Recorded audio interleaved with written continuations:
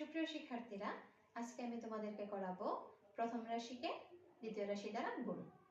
Class 7 অনুশীলনী 4.1 পৃষ্ঠা number 57।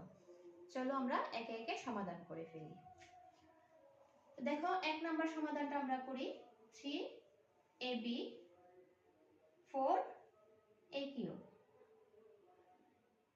3ab গুণ 4aq প্রথম রাশিকে দ্বিতীয় রাশি দ্বারা গুণ।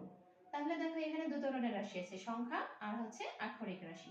তাহলে আমরা সংখ্যাগুলোকে আলাদা করি, 3 × 4, আর আমরা এই রাশিগুলোকে আলাদা করি, a × aq ইন্টু এখানে থাকে আর b, তাহলে b ভাবে লিখে দিলাম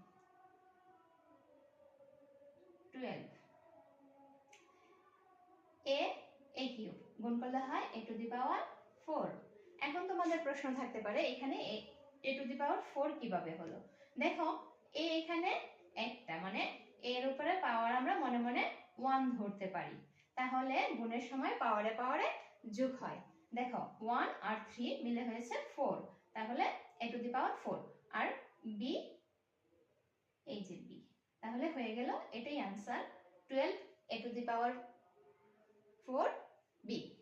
12 a⁴b। তাহলে দেখো, 2 নাম্বার সমাধানে আমরা যাচ্ছি।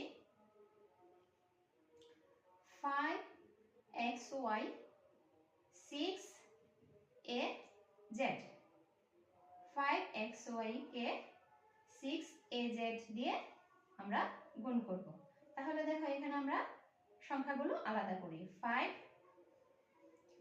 × 6 x × y × a × z, তাহলে হয় 30